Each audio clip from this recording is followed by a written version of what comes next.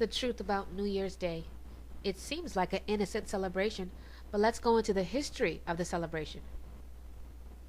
Celebrating the New Year was a pagan custom associated with ancient sun worship that was observed well over 2,000 years before the birth of Yahushua. These New Year festivities in Babylon eventually found their way to Greece, and from there they migrated to Rome, where the celebration was called Saturnalia. The holiday was observed as a time of reveling, drinking, and orgies. Finally, these drunken celebrations led to human sacrifice.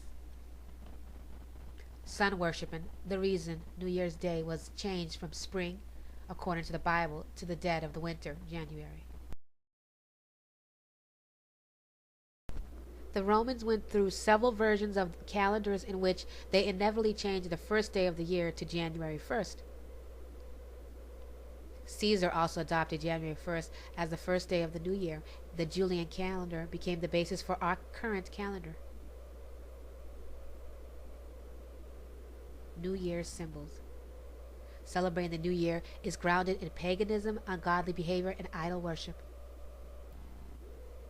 The modern celebration of New Year's Day carries on ancient traditions. The holiday itself is celebrated from New Year's Eve in the old year, continued on through New Year's Day. Janus, the god of beginning and endings. Certain Roman traditions of the New Year have remained to this day. Among the many Roman gods was Janus. In Roman mythology, Janus was the god of gates, doors, doorways, beginnings, and endings. Numa, the second king of Rome, in the regulation of the Roman calendar, called the first month Janus, after Janus. At the time, he was the highest divinity. Janus was usually depicted with two heads looking in opposite directions. According to a legend he had received from the god of Saturn, in reward for the hospitality, received the gift to see both future and past. He was frequently used to symbolize change and transition, such as the progression of past to future.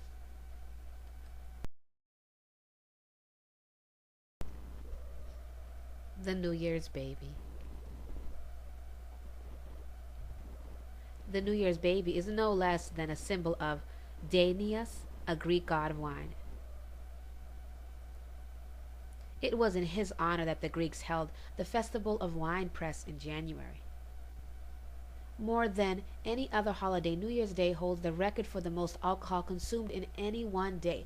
As sophisticated as we might think our society is in our modern age, we are still worshiping the god of alcohol. The symbol of a baby for the new year was common in pagan practice. The custom of the time was to parade a newborn baby around in a basket. The baby was a symbol and a herald for fertility of the crops.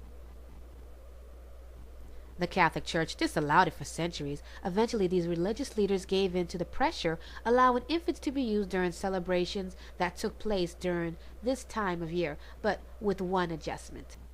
The New Year baby was transformed into the baby of Bethlehem, a symbol of Christ. Father Time. Another symbol of the New Year's Day is known as Father Time. This white-haired man carrying a scythe is a prominent figure at this time of year. He is playfully displayed with an hourglass or a clock and symbolizes the passing of life and time from one year to the next. In reality, this quaint character is actually another Greek god known as Cronos.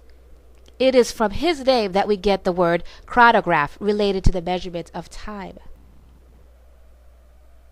Cronos came to be known as the Grim Reaper. Originally, Cronos was thought to only reap little children in a mythical kind of cannibalism.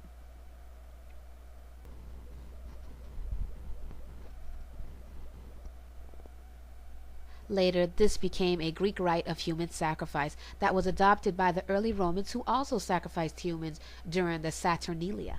Today, our modern images of the Grim Reaper and Father Time still contain elements of their ancient past found in Cronos. What does the scriptures have to say? Exodus 21:3, And God spake all these words, saying, I am the Lord thy God, which brought thee out of the land of Egypt, out of the house of bondage. Thou shalt have no other gods before me. As we have learned, there are many false gods involved with the observance of New Year's Day. When is it a new day and a new year according to Yahweh? The shocking truth is that we do not celebrate this day because it is the beginning of the year. This is evident in the simple fact that we celebrate the new year in the dead of winter at midnight. Yahweh tells us that the beginning of the year is to take place in the spring. If you read Exodus 12, 1-2, and the Lord spake unto Moses and Aaron in the land of Egypt, saying, This month shall be unto you the beginning of months. It shall be the first month of the year to you. The next day, according to the Bible, is not at midnight in the evening. Genesis 1:5, and God called the light day, and the darkness he called night, and the evening and the morning were the first day. The day ends when the sun sets in the evening, and the next day begins at this same time. Isaiah 46:9, remember the former things of old, for I am Yahweh, and there is none else. I am Yahweh, and there is none like me.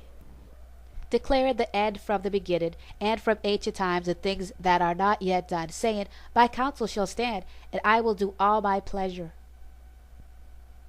In the context of this truth, consider that night and midnight have long been associated with chaos, the underworld, sorcery, and death. Night's attributes were believed to provide a veil for evil. Therefore, all acts of sorcery and witchcraft were thought best be performed at midnight. By observing midnight as the next day, mankind once again rejected Yahweh's authority. We have disregarded his designated time of sunset to mark the day's transition, and have instead chosen the middle of the night, which doesn't even make sense, people.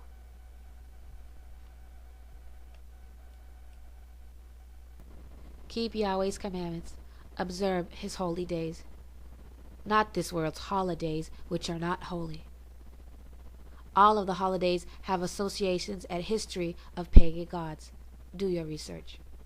New Year's Day is just one of them.